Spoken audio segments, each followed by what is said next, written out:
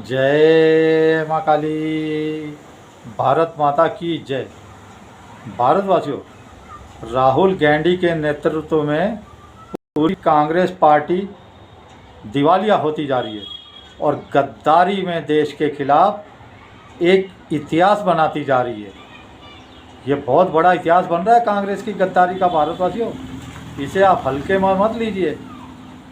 देखिए, शायद ये जो इसने एआई समिट में हरकत की है, ये दुनिया भी इससे हैरान परेशान है पूरी। हमारे हिंदू सनातनी युवा भाई बहन, हमारी आम जनता तो ये देखकर ही बहुत दुखी है और क्रोधित है। अंदर से इतनी क्रोधित है कि जैसे बस कुछ पूछिए ही मत। लेकिन इसी के साथ मैं बताता हूँ कि इसी की गद्दारी की वजह से ही शायद एक नया एक्ट लेके आई है, एक नई नीति लेके आई है भारत सरकार आज। और वो नीति है प्रहार नीति, कि कैसे दुश्मनों पर प्रहार करना है। National counter terror policy, national counter terror policy. और इसमें पॉलिसी में क्या है? क्रॉस बॉर्डर आतंकवाद और उससे कैसे बचना है। आतंकवादियों को पैसा कहाँ से आता है, कैसे आता है, उसकी फंडिंग कहाँ से होती है, उसके लिए बात। और इसी के साथ में जो ओवरग्राउंड वर्कर है, ओवरग्राउंड वर्कर किसको कहते हैं? जो भारत के अंदर बैठे हुए भारत के गद्दार हैं, देश के गद्दार हैं, जासूस हैं, भारत द्रोही हैं, वो ओवरग्राउंड वर्कर जो भारत के बैठ के अंदर ही भारत को टुकड़े टुकड़े करने की कोशिश करते हैं, उनके ऊपर तेज और आक्रामक लिए हुए धारदार खात्मा करने के लिए उनके ऊपर एक्शन लिया जाएगा।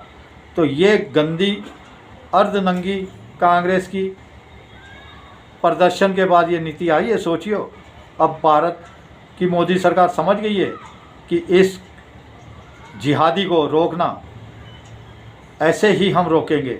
और उसके साथ ही ये जो उनका है अर्बन नक्सल, जो है अर्बन नक्सल, जो देश में सूट बूट टाई में कॉलेजों में छुपे हुए प्रोफेसर डॉक्टर, इनको कहते हैं अर्बन नक्सल।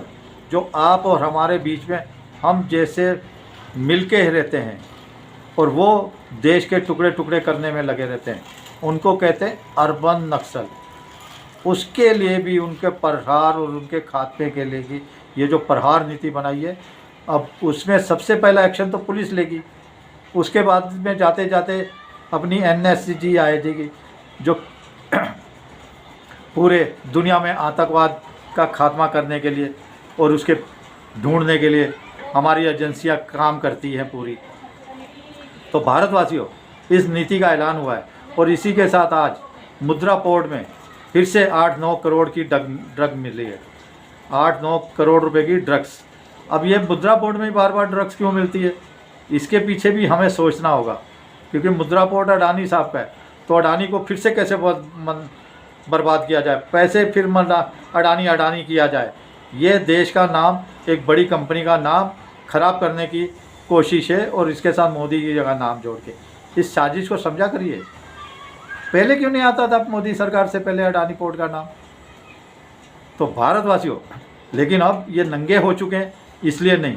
और मैं कहता हूँ राहुल गांधी है ना, जो वो दिमाग से खाली है, बिल्कुल पैदल है। देश का सबसे बड़ा गद्दार आज कोई देश के अंदर होगा तो वो राहुल गांधी, इसकी माँ सोनिया एंटोनियो और प्रियंका वाड्रा। देखो ये कैसे गद्दारों देशद्रोही से मिलते हैं, देश में भी और बाहर जा के भी। ये सारा खानदान ही देशद्रोही है। अब इनके ऊपर फैसला लेना बहुत ज़रूरी है। अब इसको, राहुल गांधी को मिट्टी में मिलाना बहुत ज़रूरी है। और सबसे अच्छी बात है, इस समय राहुल गांधी और इसके खानदान के साथ एक भी विपक्षी पार्टी नहीं है, इनका एक भी सहयोगी दल नहीं है।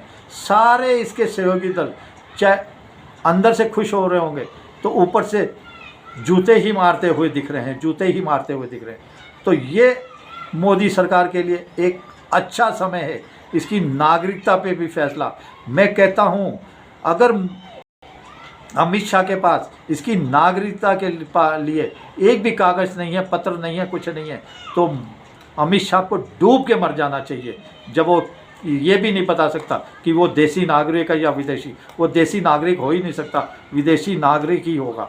और जैसे हिमंत विश्व शर्मा जी देखिए, हम असम में वो गौरव गोगोई के बारे में कहते हैं वो आतंकवादी है, वो पाकिस्तान का दलाल है, पाकिस्तान से मिला हुआ है, सारे सबूत है। कल मैं उनका इंटरव्यू देख रहा था, वो बोले तुम बताते क्यों नहीं है? बोले मैंने गृह मंत्रालय को दे दिए, जितना मेरा काम था मैंने कर दिया, अब अमित शाह का काम है, गृह मंत्रालय का काम है कि आगे क्या करना है। तो अमित शाह, मोदी जी कितने मतलब नालायकी भरा, जितने गद्दार हैं देश के, उनको कैसे मतलब शय देते रहते हैं। उसके बाद हाई कोर्ट, सुप्रीम कोर्ट कैसे इनको बचाने में लगे रहते हैं। भारतवासियों, ये हैरानी परेशानी की बात है। अब ये राहुल गांधी और इसके खानदान के पिछवाड़े पे लात मारना बहुत ज़रूरी है, क्योंकि पहली लात तो जो राहुल गांधी ने कहा था ना कि मैं शक्ति से लड़ना चाहता हूँ, मैं शक्ति को ख़त्म करना चाहता हूँ, संसद के अंदर खड़े हो गया। शक्ति क्या? शक्ति हम दुर्गा को कहते हैं, माँ काली को कहते हैं, माँ भवानी को कहते हैं, वो शक्ति है। और उस शक्ति ने हमारा कैसा करिश्मा कर दिखाया। वो शक्ति ही थी AI समिट में। सबसे पहले देखिए सफाई कर्मी जिन्होंने घूंसे लात मारी, सफाई कर्मी। उसके बाद CEO जो काले कपड़ों में आप को दिख रहा होगा सूट बूट टाइप में, वो कैसे इनकी टी-शर्टें छीन रहा है, इनको धकेल रहा है, धक्के मार रहा है। उसके बाद एक नॉर्मल पत्रकार, आम जन, ये हमारी शक्ति है। दुर्गा ने इनके अंदर, युवाओं के अंदर, सनातनियों के अंदर भी शक्ति भरी है। जिस दिन दुर्गा काली सामने आ गई उस दिन तो इस खानदान का नाश है। तो शक्ति के साथ एक और मज़े की बात बताता हूँ जो आपको नहीं पता है। हमारी जो बहन बेटियाँ थी वहाँ पे, हमारी बच्चियाँ थी वहाँ पे, उन्होंने इनका क्या हाल किया, क्या हाल किया। एक दो ने थप्पड़ बरसाया, लेकिन बाकियों ने मतलब इनकी इतनी लालत की, इतनी धज्जियाँ उड़ाए इनकी कि सिर पे जूता रख के भाग गए ये सारे। 3 तो मरते मरते बचे, मरते मरते जिनको पकड़ा है। अगर पुलिस ना बचाती तो मर ही जाते, और ये मरते तो मैं तो बहुत खुश होता, और बाकी तो भाग गए गद्दार। ये कह रहे प्रदर्शन का हक है तो भागे क्यों? करते रहते ना, इज्जत से जाते जेल में। अब हाई कोर्ट, सुप्रीम कोर्ट इसको अगर छोड़ते हैं तो ये उनकी भी नालायकी है। इससे क्या बताऊं, क्या कहूं भारतवासियों। मेरा मानना है कि अब इनके ऊपर एक्शन बड़ा भयंकर होना चाहिए। और ये गद्दार नहीं था, ये सबसे पहला गद्दार गांधी था। हिंदुओं की मौत पे हंसता था, हिंदू बच्चे, महिलाओं, बेटियों पे बलात्कार होने पे हंसता था, बोल रहा था दांत बीच लो जोर से, नहीं तो जहर खा के मर जाओ। और जब मुसलमानों को काटा गया कलकत्ता में, रोने डोने, दूसरे दिन जाके बैठ गया गद्दार सुअर का बच्चा। और 0 वोट से नेहरू को इसने, गांधी ने प्रधानमंत्री बनाया। सबसे बड़ा चोर, सबसे बड़ा पहला चोर जो प्रधानमंत्री बना नेहरू। ये इनकी गद्दारी है गांधी और नेहरू की। और फिर जो हमारे दलित भाई बहन रह गए पाकिस्तान में, उनको लाने के लिए साफ मना कर दिया नेहरू ने, भाई नहीं लाएंगे। अम्बेडकर साहब कहते रहे लाओ लाओ लाओ, इन्होंने साफ कह दिया हम नहीं लाएंगे, उधर ही रहने दो इनको। उसके बाद 0 वोट से प्रधानमंत्री बना। उसके बाद भारत में आज़ाद होती सबसे बड़ी चोरी कर दी इसने, सबसे बड़ी चोरी। जीप घोटाला जो सुना होगा, बाहर से जीपें मंगाई, और इतनी खटारा गंदे घटिया जीपें, ना फिर कभी जीपें आई ना वो पैसा मिला। सबसे बड़ा चोर ये नेहरू, आज़ादी के बाद। उसके बाद विदेशियों को बुलाता था तो सपेरों को बुलाता था, फटे पुराने कपड़ों में सपेरा डांस दिखाता था, और वो खुश होते थे विदेशी, और उनके साथ ये खुश होता था और कहता था जब हमारे विदेशी मेहमान संतुष्ट है, ये हमारे सपेरों को देख के, उनको अर्धनंग देख के, तो फिर हमें भी खुश होना चाहिए। ये ऐसे भारत का अपमान कराता था। ये खानदान के खून में रची बसी ये गद्दारी भारतवासियों।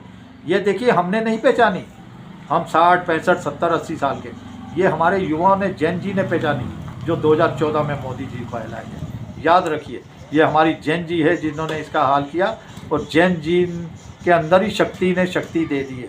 अब इस खानदान का बुरा अंत होने वाला है। चलिए आप क्या सोचते हैं इसके बारे में, बताइए सोच समझ के। जय श्री राम, जय श्री हनुमान, वंदे मातरम। जैन जी को सलूट, वंदे मातरम, भारत माता की जय।